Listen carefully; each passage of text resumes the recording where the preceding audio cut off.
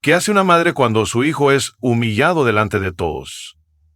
Nadie en esta sala conocía su pasado hasta una pelea que lo cambió todo. Suscríbete y comenta desde dónde lo ves. En el corazón de San Mateo, un pequeño pueblo del sur mexicano, donde los días transcurren entre el murmullo de los mercados, los ladridos lejanos de los perros callejeros y el eco de una radio vieja en alguna miscelánea, se alza un edificio discreto de fachada blanca y portón metálico. No parece gran cosa a primera vista, pero todo el pueblo lo conoce. Es el Centro Guerrero de Artes Marciales, uno de los pocos lugares donde los jóvenes tienen la oportunidad de formar carácter y, con algo de suerte, destacar más allá de los límites del municipio. El calor sofocante del mediodía se alivia apenas dentro del recinto, donde el aire huele a sudor, vinagre de limpieza y madera vieja. Las colchonetas están limpias pero marcadas por años de pisadas y caídas. En las paredes, banderas y frases como «disciplina es poder» o «el espíritu vence al músculo» cuelgan junto a retratos de campeones pasados, todos exalumnos del mismo hombre, Alejandro Montes.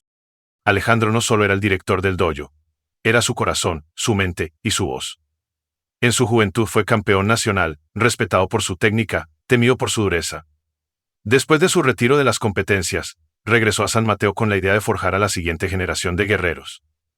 Con el tiempo, más que respeto, comenzó a cultivar devoción entre los padres de familia, quienes veían en él una figura rectora, capaz de inculcar valores en sus hijos a través del rigor. Los niños, sin embargo, lo conocían de otra forma, como un hombre que no toleraba errores, que gritaba más de lo que explicaba y que medía el valor en función de la agresividad. Su método era simple: al que no soporta el camino, se le aparta. Sin excepciones. Entre los muchos que asistían 3 veces por semana estaba Mateo Ramírez, un adolescente de 13 años, delgado, callado, con una mirada intensa y unos movimientos llenos de una precisión que pocos notaban. Le gustaban las artes marciales no por la competencia, sino por la filosofía, por el control sobre el cuerpo, por la posibilidad de mejorar desde el silencio. No era popular en el grupo, y Alejandro lo consideraba débil. Sus correcciones eran siempre más duras con él. Le llamaba la atención por detalles mínimos, mientras dejaba pasar errores graves en otros que tenían padres influyentes o ganaban medallas. Mateo lo soportaba en silencio. Su madre, Marina Ramírez, lo recogía cada tarde con puntualidad, esperando de pie, con las manos cruzadas, al fondo del salón, sin decir palabra.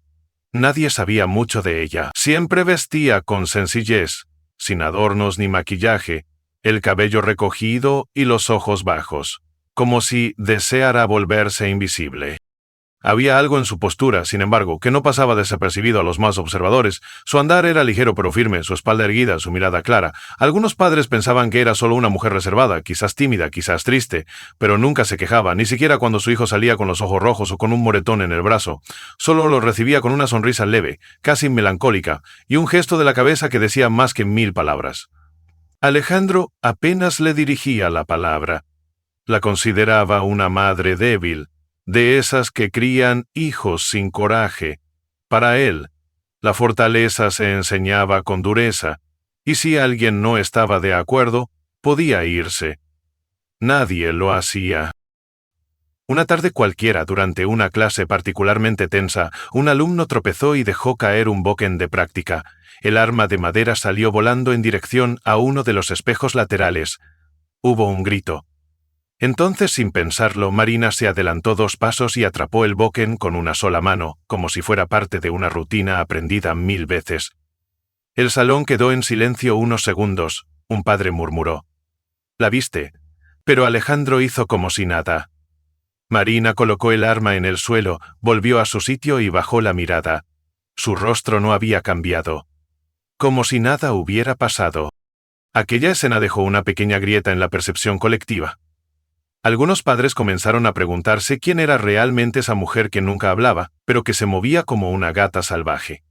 A Mateo no le dijo una palabra sobre lo sucedido. Esa noche, en casa, mientras él practicaba sus katas frente al espejo del comedor, ella le hizo una corrección sutil en la posición de los pies. Él se giró y la miró extrañado. «¿Dónde aprendiste eso?», preguntó. Ella no respondió. Solo le dijo que era importante mantener el centro de gravedad bajo. Él no insistió. Los días pasaron. En el dojo, Alejandro se volvía cada vez más intolerante. Un padre, nuevo en el grupo, se atrevió a preguntarle por qué trataba a algunos niños con más dureza que a otros. Alejandro lo ignoró al principio, pero la incomodidad se propagó como un rumor.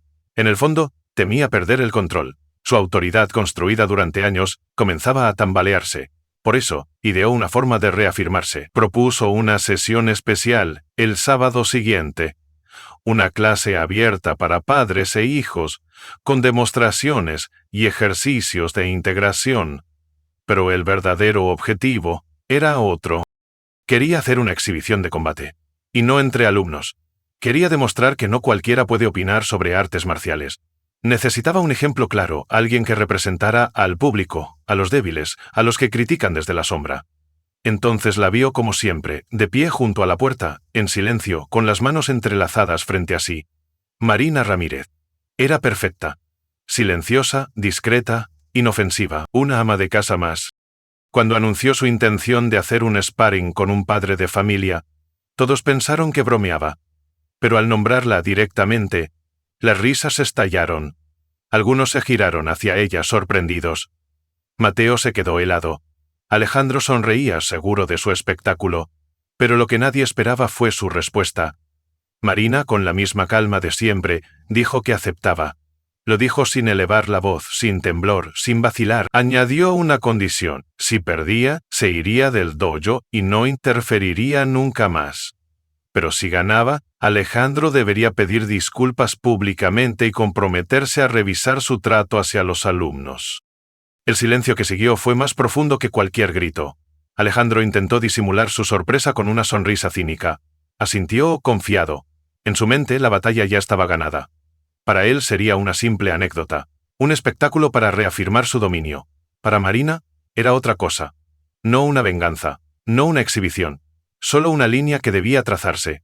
Por su hijo, por el respeto que ese lugar había perdido. Esa noche, Mateo apenas pudo dormir. Le preguntó a su madre una y otra vez por qué lo hacía. Ella no le respondió directamente. Solo le dijo que no todo se trata de ganar o perder. Que a veces, uno tiene que hacer lo correcto, aunque nadie lo entienda. El sábado llegó con un calor pegajoso.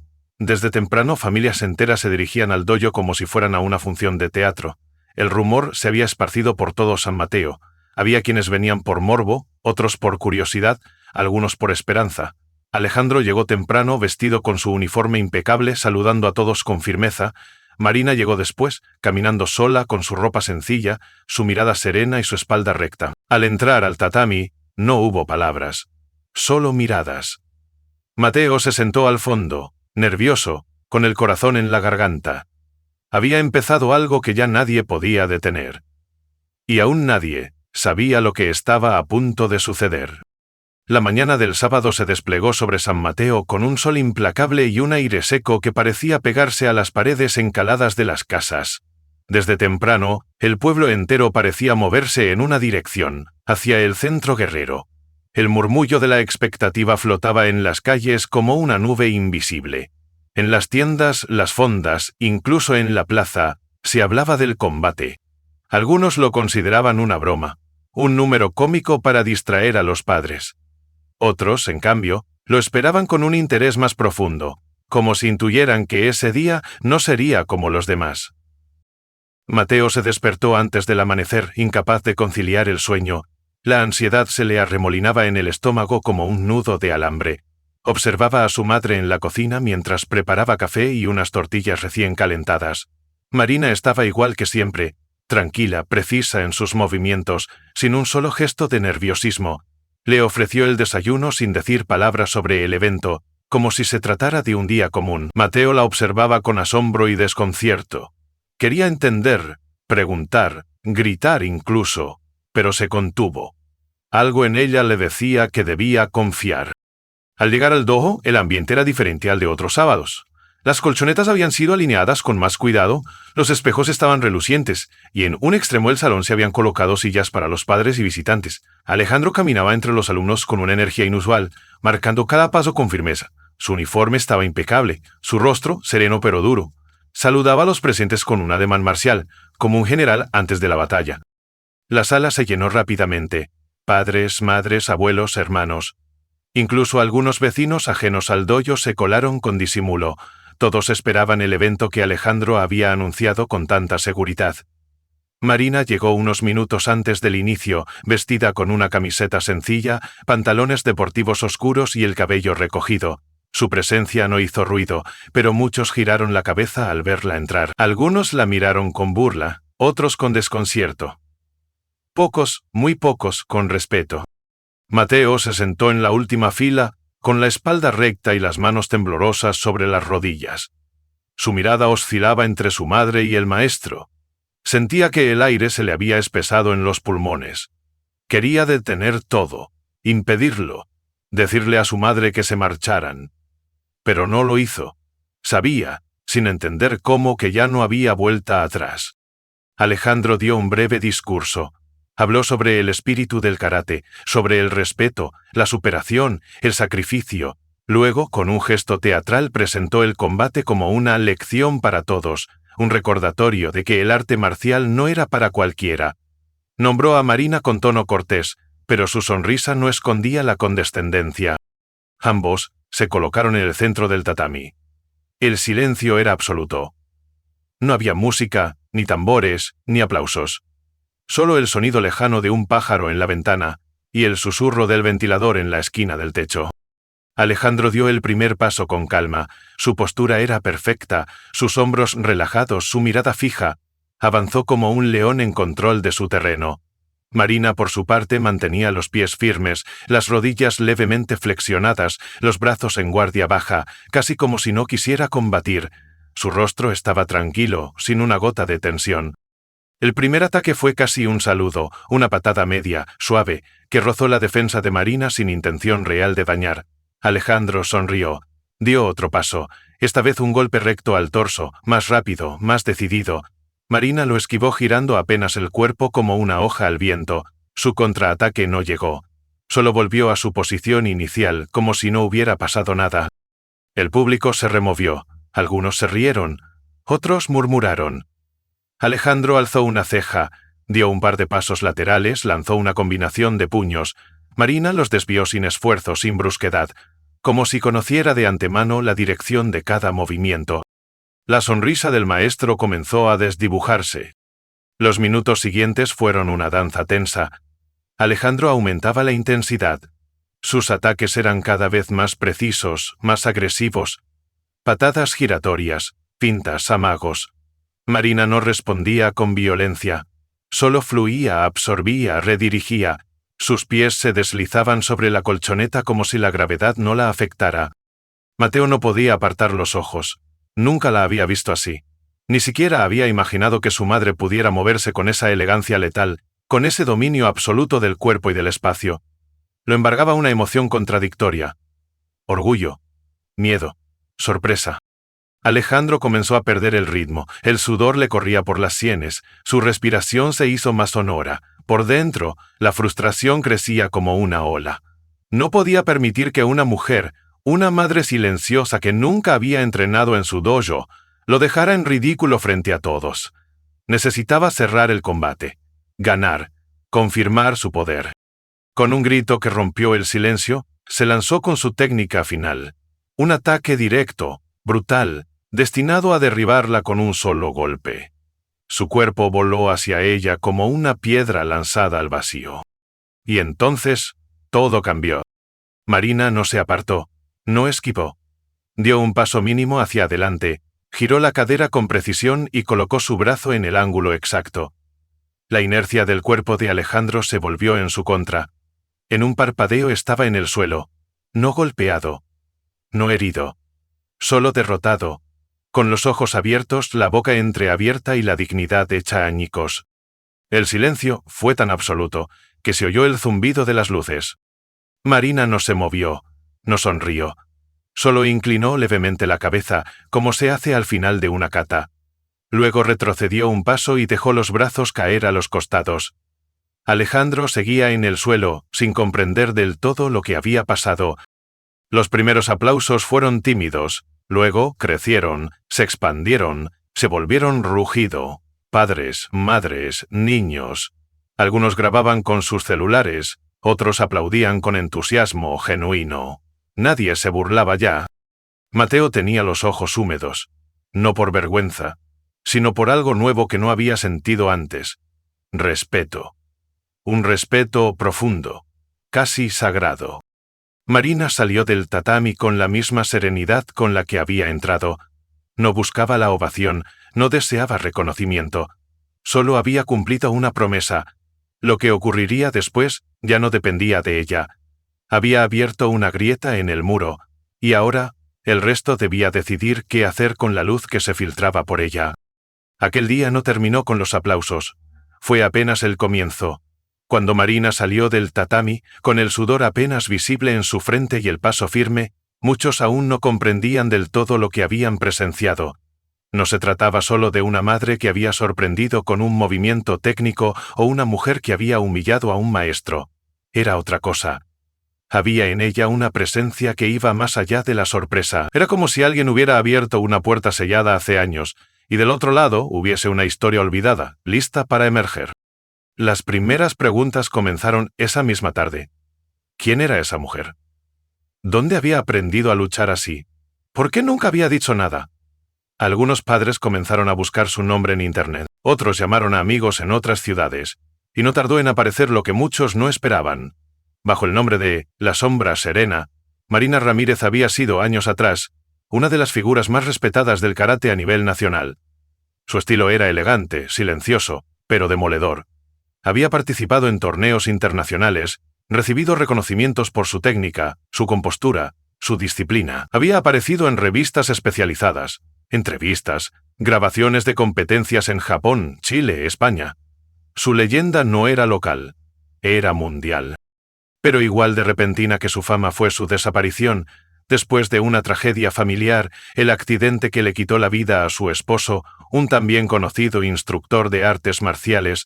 Marina dejó los torneos, cerró su dojo en la capital y se retiró de la vida pública. Desde entonces nada, nadie sabía de ella, nadie, hasta ese sábado en San Mateo. La noticia corrió por el pueblo con una mezcla de asombro y reverencia. Lo que al principio fue un espectáculo casi humillante se convirtió en un acontecimiento histórico. Algunos lo llamaban justicia, otros redención. Pero todos coincidían en que algo había cambiado. Alejandro Montes no apareció al día siguiente, ni al siguiente. El dojo permaneció abierto, pero las clases fueron suspendidas. Los alumnos se presentaban igual, preguntaban, esperaban. Algunos entrenaban solos. Los padres hablaban en voz baja, especulaban sobre lo que vendría.